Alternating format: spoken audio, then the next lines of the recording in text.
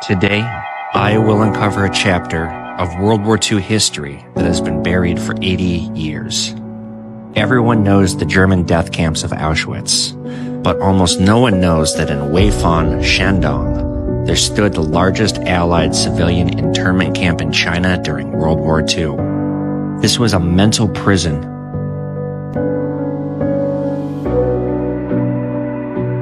"80 years ago, the Japanese army imprisoned more than 2,000 Western nationals there. They were subjected to mass slaughter, but instead were brutally tormented and interned for 3.5 long years. What is even less known is that during the bitter years of Japanese aggression against China, unarmed Chinese civilians guarded the last glimmer of light in this cage by risking their lives to show kindness and love for their fellow mankind." 我父亲吧，是我打铁的，他知道你们在这囚禁的人吧很苦，那些母亲吧把那鬼子吃的那鸡蛋皮洗了烤干打成嘛喂孩子，要一种这种同情心。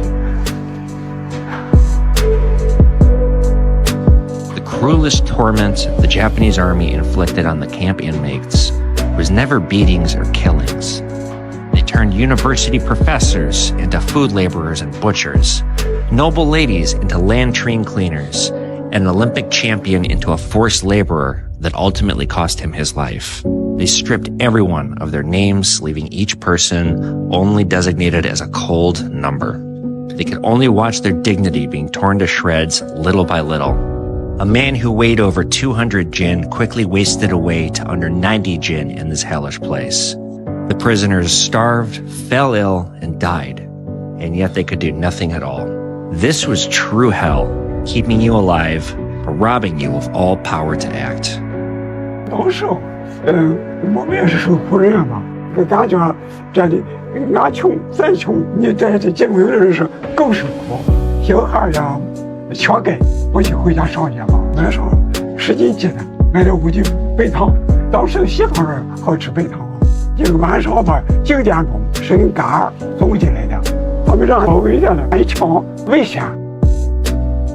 This is Arthur William Hummel Jr. He was an American born in China. At the age of 21, he became interned in this camp. And every day that he lived in this camp, he was subjected to starvation, brutality. On June 9th, 1944, with the help of John Qingtai, a sanitation worker, he escaped. He had the opportunity to return to America, but he instead decided to help the guerrilla movement against the Japanese. He vowed to help the people that were still interned in this camp. He later became an American diplomat, and he served as the U.S. ambassador to China from 1981 to 1985. This is Han Xiang, who was affiliated with the anti-Japanese resistance movement, and he was bringing in food to those that were starving in this camp. On his second attempt of trying to scale the wall, he got electrocuted after being discovered in a panic by Japanese troops. Fences were electrocuted, and as a result, he died, and they just left him on display as a public message.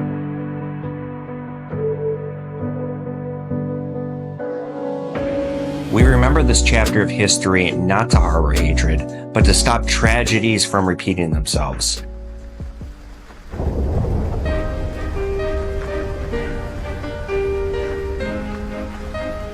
为什么现在战争还有延续呢？就是他只是有一部分人，他不爱和平，共享他自己的霸权。我们现在只有团结起来，对日本这种侵扰中国东西时，我们一定要惊起这个。现在就是需要和平，不管西方东西，我们都要共同幸福，共同享受这个给人民带来的和平。我们现在的和平是来之不易的，不要再因为战争而造成更大的伤亡。这帮和中国一定要爱好和平，延续这种和平的精神。推开世界的门，你是站在门外怕迟到的人。